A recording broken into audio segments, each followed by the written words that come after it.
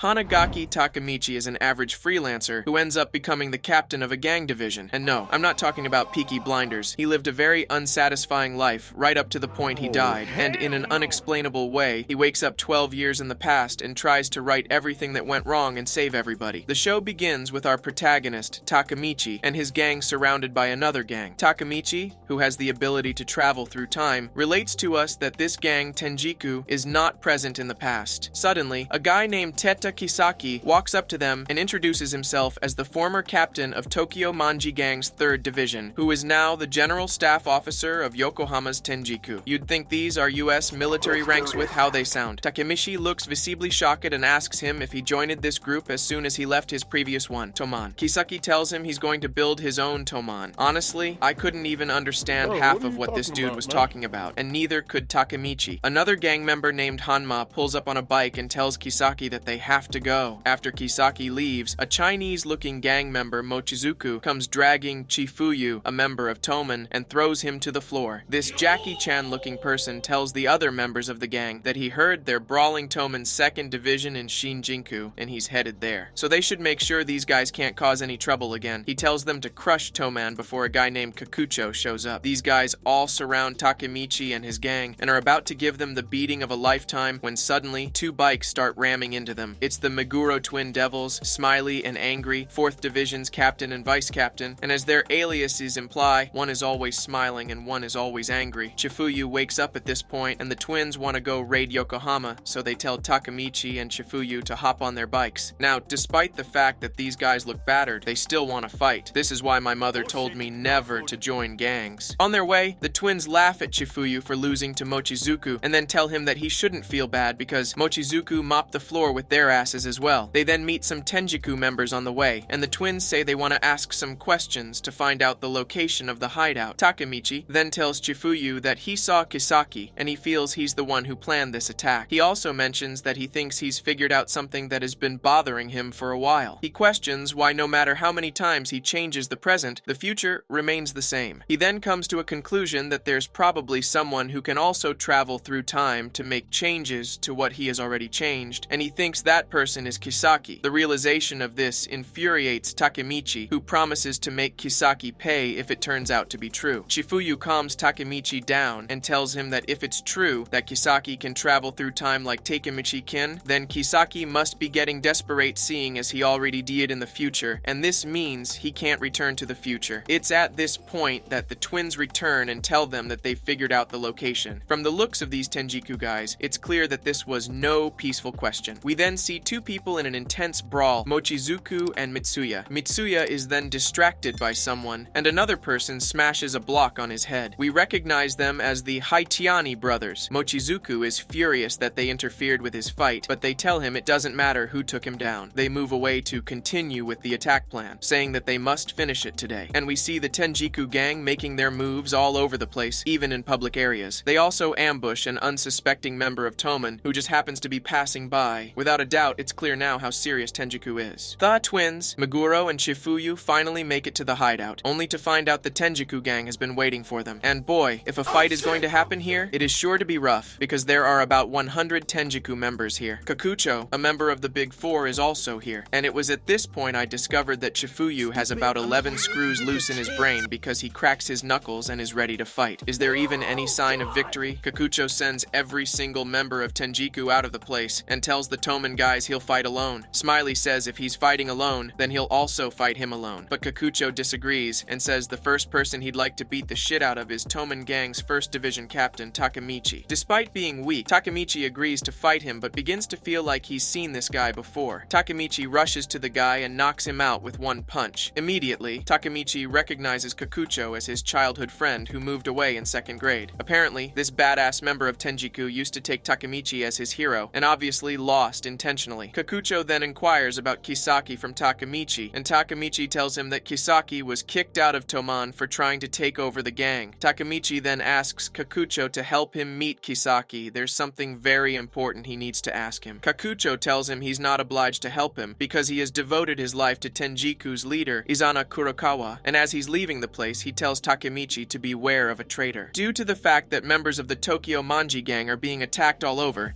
an emergency meeting is called. And I must say, these guys look cool as hell in their uniform. They discuss the events and call out the powerhouses of the attack, mentioning Mochizuki, the Hachiani brothers, Madarame. These guys are part of the S62 generation, a powerful group of people who would never team up on a normal basis. Their leader, Mikey, riles up the gang by telling them they won't get beaten again, and that they're going to invade Yokohama. Takemichi has a bad feeling about this, and Shifuyu advises him to go back to the future and confirm this bad feeling he has. Takemichi is seen running and ends up in front of a door. He mentions he'll be back as often as possible to change the future. That's when this sweet-looking girl, who Takemichi calls Hina, shows up. She asks Takemichi if he's still fighting, and Takemichi tells her he's always losing. Takemichi goes back in time and relates all the happenings to this fellow called Naoto. But seeing Takemichi with yellow hair makes me feel like this black hair was a mistake. We want yellow. Naoto tells Takemichi he doesn't really know what Kisaki's current goal in the past is because, although in the past, Kisaki used Tenjiku to take over Toman, in the present, the police have no record of Tenjiku anymore, and Kisaki is dead. That's when Takemichi notices Izana, and Naoto tells him that he used to be the leader of Black Dragon. Takemichi absolutely disagrees and tells him that Izana is the leader of Tenjiku. This makes Naoto decide to investigate him even more, and Takemichi has to do some investigation of his own. They both hope they can end it this time for real. Takemichi sets out to find former members of Black Dragon, Inupi and Koko, since they weren't on the list of dead people Naoto compiled. He heads to a church, and while he becomes confused and angry at the fact that things aren't always working out no matter what he does, it's been 12 years since then. He stopped Yuzuha from killing Taiju. The Black Dragons fell under the 1st Division, and he even managed to kick Kisaki out of Toman, but still, the future didn't get better. In fact, it got worse, and he screams out in annoyance and makes a scene in the church. And that's when he meets Taiju Shiba, the leader of the 10th generation Black Dragons. He immediately tells him he'd like to ask some questions about Izana and the Black Dragons, knowing this man is a survivor who knows about Toman's past. He introduces Naoto to Taiju, and immediately Taiju takes them to a restaurant where they discuss. He tells them that normally he has no intention of cooperating with the cops, but since they killed Hakai, his brother, he has a grudge against them. He goes ahead to tell them that the leader of the 1st generation Black Dragons was Shinichiro Sano, Mikey's brother. The 8th generation leader was Izana Kurokawa, and he, Taiju, was the 10th generation leader. He tells them that Toman and Tenjiki combined to form the vilest gang, and that's when they reveal that Kisaki didn't actually die. Izana forged his death. At this point, Koko and Inupi walk into the bar and pick a fight, saying they want to capture the traitor who's leaking information to the police. Things get heated. Taiju shoots insults at Koko and Inupi, and then asks Takemichi and Naoto to escape through the back, and he fights these guys alone. Alright, no jokes, Taiju can throw a punch. Takemichi and Naoto run away, but a few meters before Takemichi, in all his stupidity, decides he has to go back to ask Koko and Inupi some questions. As he turns and starts running, a gun shows up from the alley, and guess who's wielding it? None other than Kisaki. He shoots at Takemichi, but in just that split second, Naoto pushes him and takes his place, and the bullet hits Naoto, who falls to the floor bleeding out to death. Another figure emerges from the shadows, Izana, and he instructs Kakucho to put a bullet in Takemichi. Unrelated, but the guys in this anime have extremely long necks. Kakucho hesitates only slightly, but ends up shooting Takemichi, and he also falls to the floor and starts bleeding out. This is bad. Takemichi is dying, Naoto is dying, and he still hasn't figured out everything he wanted to. In their dying breath, Takemichi goes back in time again and quickly calls young Naoto out. He just has to see him. As soon as he sees him, he holds Naoto's hands and tries again to go back to the future, but he can't. Naoto is dead in the future, and so is he. He is so confused and destabilized that he starts crying, and after a while, he apologizes to Naoto for calling him out and tells him to go back home. The time is past 2 a.m., and Takemichi notices that Naoto is still around. He then begins to vent about how they first met, how Hina died, how they tried to save her numerous times, how much they went through, and now he can't go to the future again. After talking for a while, he hears Hina's voice, and she tells him she loves him. Takemichi mistook Hina for Naoto and spilled everything. Hina asks Takemichi how old he is, and he says 26. She asks him if, in the future, Takemichi has proposed to her, and our boy freaks out and tells her he hasn't, but he has plans to do it. Hina smiles and tells him, now she can die happily. They stay together like that until morning, and Hina tells Takemichi she has to head home, and she goes, and now our boy is more pumped than ever. He decides he's going to go back in time as many times as possible to save everybody again. He runs into Draken, one of Toman's gang members, and he takes Takemichi to Mikey's house. They meet Takemichi eating breakfast, and he sends them to his room, which is outside the house. Draken tells Takemichi that it used to originally be a shed that Shinichiro, Mikey's brother, used to fix bikes. Mikey heads to the shed after breakfast, and he, Takemichi, and Draken engage in a conversation. Draken tells Takemichi that Shinichiro, Mikey's brother, was the founder of Black Dragon, and stupid Takemichi didn't act surprised when he was given that information, and this made Draken question him. Mikey reveals to us that he spoke to his brother before Toman fought against the 9th generation Black Dragons, and Shinichiro told him it was the 8th generation leader that ruined the gang. This leader we now know as Izana Kurokawa. Just then, Emma brings in some tea for the guys, and while they talk about Izana, she mentions that he is her elder brother, and this confuses the heavens out of all three of them and even me. She says Izana is her brother, and that makes Mikey and Izana step-siblings as well. Takemichi asks her if there's any other thing she can remember about Izana, and she tells them that Izana got along well with Shinichiro. Now this is another shock. She even goes ahead to bring a bunch of letters that Izana wrote to Shinichiro, and they all go through the letters one by one. Draken finds the very first letter, and it was about how happy Izana was to finally have someone to call family.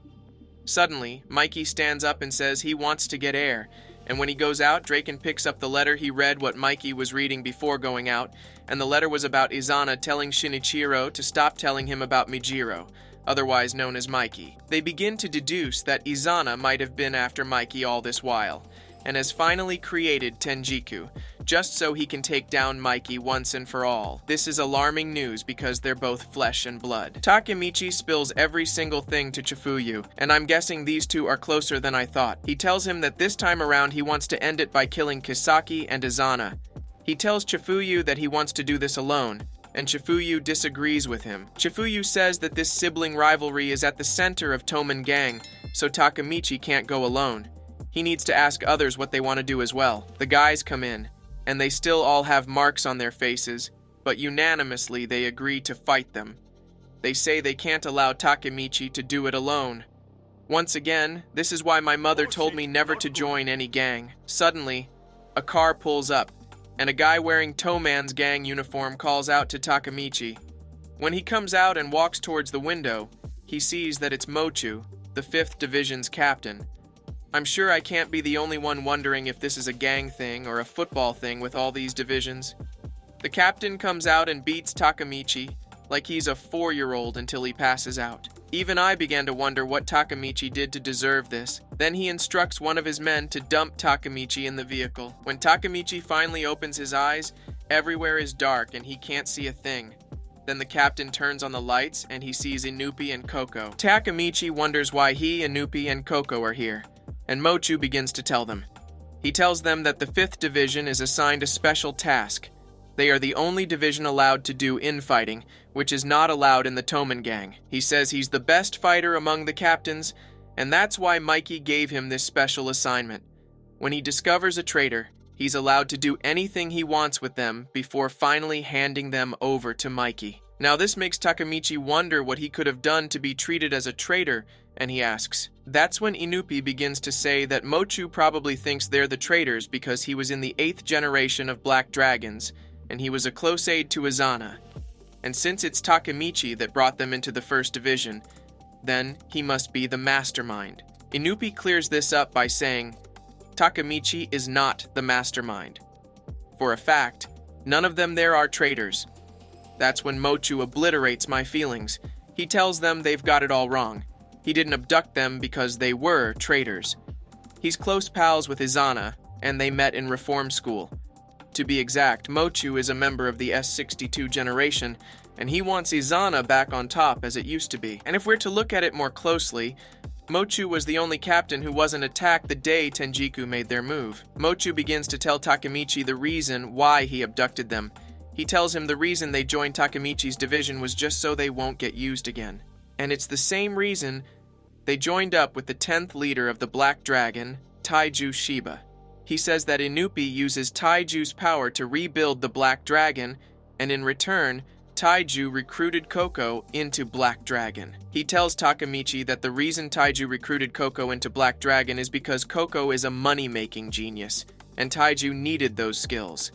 This makes Takemichi remember what happened when he went to the future, the part where Taiju called Koko Toman's wallet. Mochu then tells them that the only problem with Koko is that he only listens to Inupi, so he plans to kill Inupi and Takemichi, and then Koko will have no other choice than to join Tenjiku. He also disclosed that Izana isn't only after Mikey. He also needs Koko's money and Kisaki's brains to build the most powerful crime syndicate ever. Mochu says the members of the S62 generation are now 18, and they have no time to be playing kiddies games like biker gangs. He then asks Koko to join them, and if he does, he'll let Inupi and Takemichi live. Koko was about to give up and say yes to save his comrades, but then Takemichi stood up and told Mochu he's not going to let him have Koko. Then this idiot proceeds to fight Mochu with his hands tied behind his back. For God's sake, this has to be anime's dumbest move of the week.